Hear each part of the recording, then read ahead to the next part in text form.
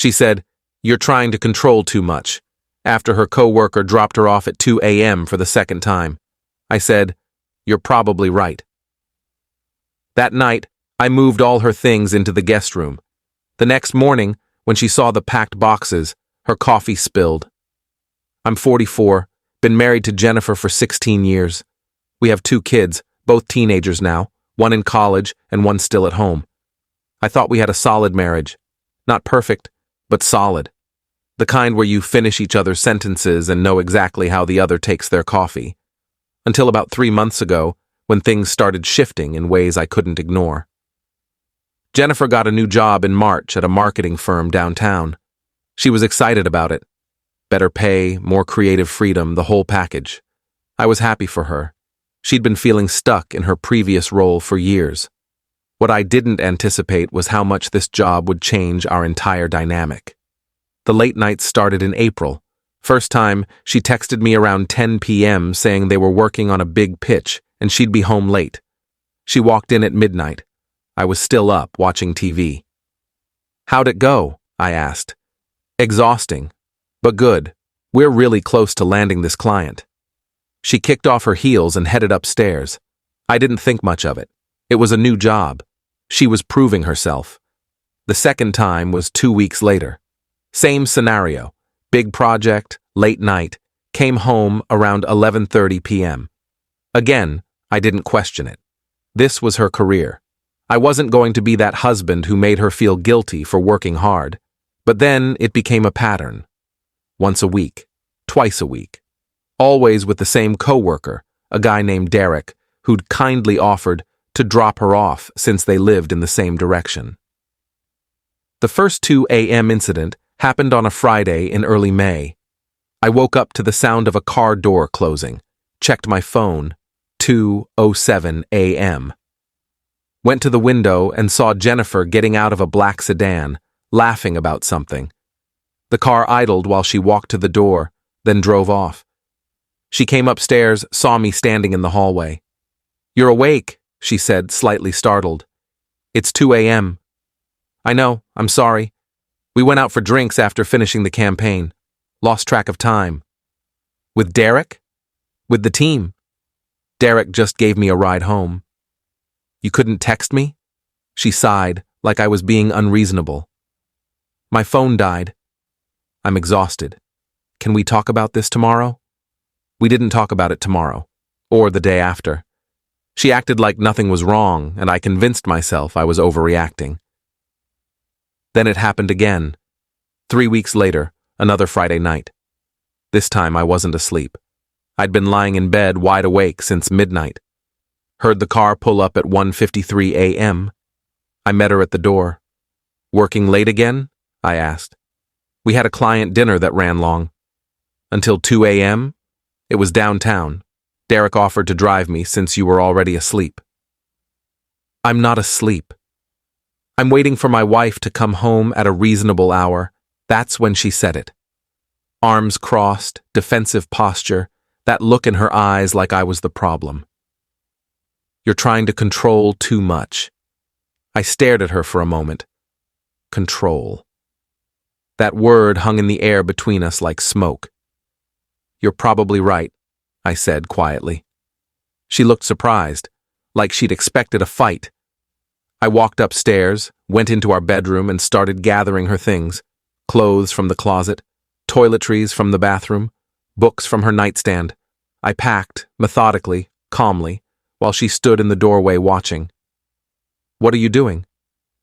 "Giving you space," I said. "You clearly need it." "That's not what I meant." "I know exactly what you meant." I carried an armload of her clothes across the hall to the guest room. "You meant I'm in your way." "I'm asking questions you don't want to answer. I'm noticing things you'd rather I didn't notice."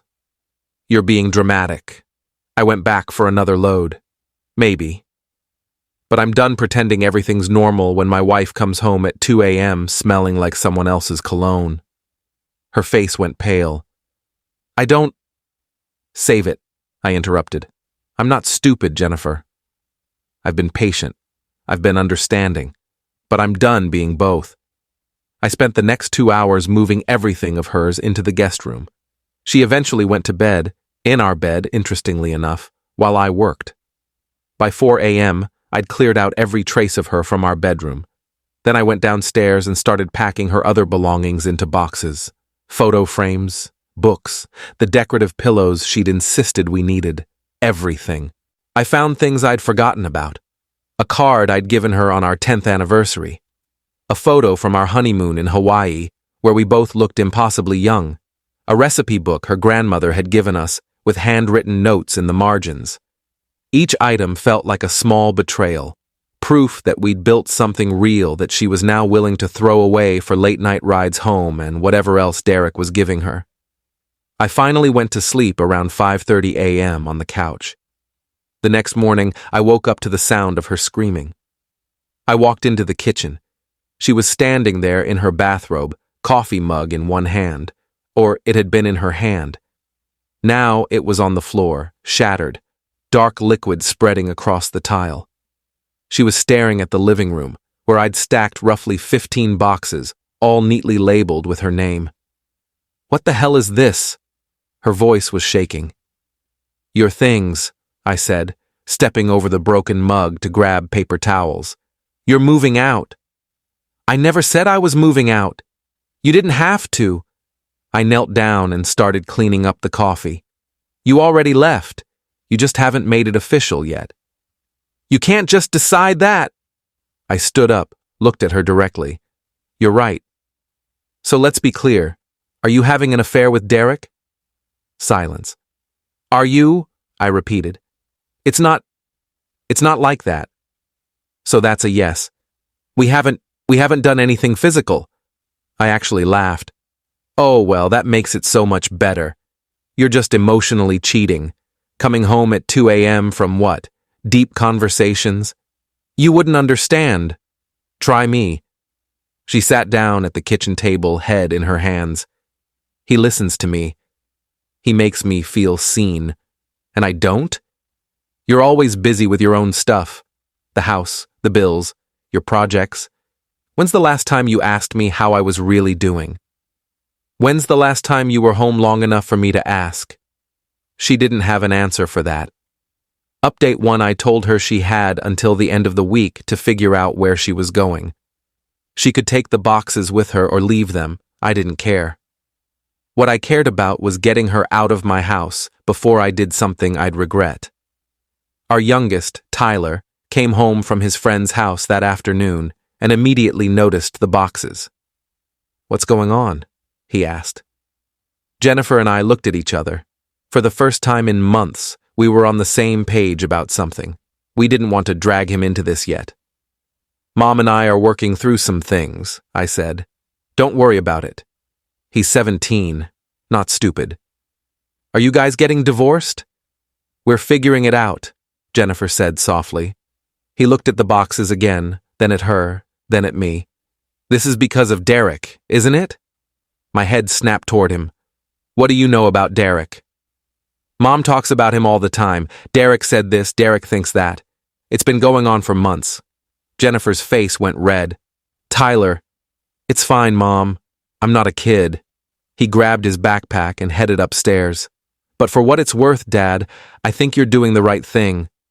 After he left, Jennifer started crying. "Now you've turned our son against me." "I didn't turn anyone against you. You did that yourself."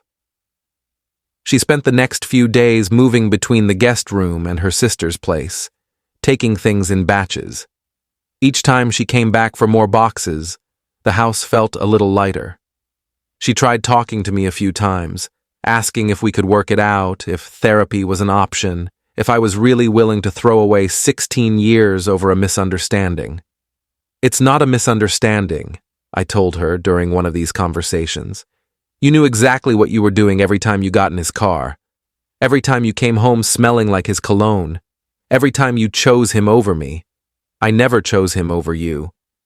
You just chose him alongside me." Which is somehow worse. She moved out 3 days later, went to stay with her sister across town, took about half the boxes with her, the rest I donated. The house felt empty in a way it never had before. but it also felt cleaner, like I'd finally gotten rid of something that had been rotting in the walls. Update 2. Jennifer tried calling me the following week. I didn't answer. She texted, "We need to talk about this like adults." I texted back, "We needed to talk about this 3 months ago. Now we need to talk through lawyers." She showed up at the house on a Thursday evening. I was making dinner, just spaghetti, nothing fancy, when I heard her key in the door. I'd forgotten to change the locks. "You can't just shut me out," she said, walking into the kitchen like she still lived there. "Watch me." I didn't turn around from the stove. I made a mistake. Derek and it wasn't real. It was just an escape from everything here. "Everything here," I repeated. "You mean me, our son, our life." "That's not what I meant." "Then what did you mean, Jennifer?" "Because I'm struggling to find another interpretation." She pulled out a chair and sat down. I felt invisible, like I was just a wife and a mom and nothing else. Derek made me feel like a person again. I turned off the stove and faced her. "You want to know what's funny?" I felt the exact same way, invisible, like I was just a paycheck and a handyman. But instead of finding some coworker to have an emotional affair with, I stayed. I tried. I kept showing up. I know. No, you don't. Because if you knew, you wouldn't have done what you did. So that's it? 16 years and you're just done. "You were done months ago," I said. "You just didn't have the guts to say it." She sat there for a moment, crying quietly. Part of me wanted to comfort her. 16 years of muscle memory doesn't disappear overnight. But the bigger part of me, the part that had been awake at 2 a.m. wondering where my wife was, stayed exactly where I was. "I never meant to hurt you," she whispered. "But you did. And you kept doing it. That's the difference between a mistake and a choice." She left after that, didn't take anything, didn't say goodbye. I filed for divorce the next day. Update 3. The process moved faster than I expected. No-fault divorce, assets split fairly evenly. Jennifer didn't fight me on anything, which told me everything I needed to know. She wanted out as much as I did. Our oldest, Maya, came home from college in July for a weekend visit. She'd been getting bits and pieces of the story from Tyler, but wanted to hear it from me. "Did she really cheat on you?" she asked over breakfast. "Technically, no. Emotionally, yes." "What's the difference?" "Legally? A lot. Personally, not much." She stirred her coffee, thinking, "I'm sorry, Dad. I always thought you guys would make it." "So did I. Are you okay?" I thought about it, really thought about it. "I'm getting there." Maya stayed for the whole weekend. We went hiking on Saturday, something we used to do when she was younger. She told me about her classes, her roommate drama, a guy she'd been seeing. Normal stuff. It felt good to focus on something other than the divorce. "Mom called me last week," she said on the drive home. "She wanted me to talk to you, to convince you to give her another chance." "What did you tell her?" "I told her I wasn't getting in the middle of it. That you're both adults and you'll figure it out." She paused. "But between you and me, I think you made the right call." "Yeah? Yeah. I remember all those nights she came home late. Tyler and I would stay up sometimes, waiting. She'd tell us she was working, but even we could tell something was off. That hit harder than I expected. I'd been so focused on my own hurt that I hadn't fully considered how much the kids had noticed. The divorce was finalized in September. Jennifer moved in with Derek about a month later. Tyler told me. I didn't react, didn't get angry, didn't feel much of anything, honestly. I ran into them at the grocery store in October. Complete accident. I was grabbing milk, turned the corner, and there they were. Derek was pushing the cart. Jennifer was reading labels on pasta sauce. She saw me first, froze. Derek looked up, saw me, put his arm around her shoulder. Protective, possessive. I nodded at them and kept walking. Heard Jennifer call after me. "Can we talk?" I didn't turn around. Final update. It's been 5 months since she moved out. Tyler splits his time between my place and wherever Jennifer's living now. She and Derek got an apartment downtown. He prefers staying with me, says it's quieter, says Derek tries too hard to be his friend. Maya came home for Thanksgiving. Just the three of us. We ordered pizza and watched movies. It was simple, easy, the kind of evening that reminds you life goes on. I've started dating a little. Nothing serious. Met a woman through a friend, went to dinner a few times. She's nice, doesn't make me feel invisible. We talk about normal things, work, hobbies, bad movies we secretly love. It's refreshing to be with someone who actually wants to be there. Jennifer texts occasionally.